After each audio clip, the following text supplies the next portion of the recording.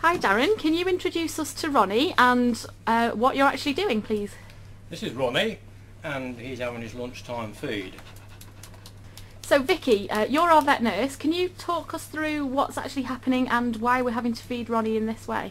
Yeah, Ronnie has a condition called Megaesophagus, which technically means a flaccid dilation of the esophagus, which by that means that the muscles in his esophagus aren't working, which would normally contract and move the food down from his pharynx into his stomach as he's eating. And the result of that is that as he eats, the food and fluid that he takes in just doesn't move down into his stomach, it just sits there in his esophagus.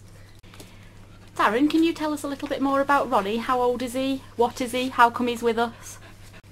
He's been with us, how long now? Probably about a month now he's come back. He was in a care home. He was being cared for by a very kind lady who was having to feed him, I think about 6 times a day initially. Because he was obviously a small puppy then. Yeah. But obviously from a kennel point of view, we've got it down from a practicality point of view to 4 meals a day. So he has to have his meals 4 times a day in this way. Yep. So obviously he's looking for a very special home. Well, in every other aspect, he's just a typical normal pup. He likes people, he loves the company of other dogs, he's very playful around dogs, he's very playful with people, loves his toys, as you can see, all the way of toys. Yeah, he's been playing with me already. Yeah. So yeah, in every other aspect, he's just your normal, typical pup, really. So he's 7 months old now, and he's going to get bigger though, we assume. He is, yeah. He'll have to have a new chair made. He's going to outgrow this one. And he will be on our foster scheme, will he, for the rest of his life? We'll pay for any medical conditions. Yeah, absolutely. And any special sort of diet that he's actually eating, or...? This is just the Arden grains that we feed dogs in general. This is the... Does he have to have it mushed up? Junior. He does, yeah, because obviously it goes down better. Okay. And what about drinking water and things like that?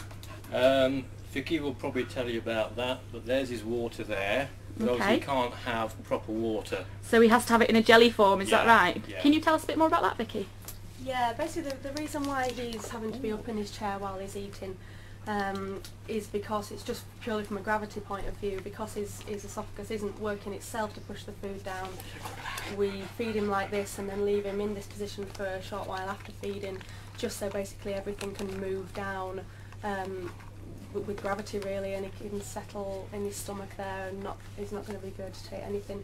Okay. And the form of water that it's in just helps that motion of sliding down. Okay. Also in his chair it stops something called aspiration pneumonia, which means that water and also food might go down the wrong hole, as it were, down his trachea, which means he would, we don't want that going down into his lungs. Great stuff, thanks guys. So we're looking for a new home for Ronnie. What's his ideal home then, Darren? I think because of his condition and the fact that he just can't have any food or water in a normal position, he's probably going to have to be the only dog. Right. An active family, yes. Kids, I would assume an older children, but yeah, probably the only dog from a practicality point of view, really. Great stuff, thank you. No.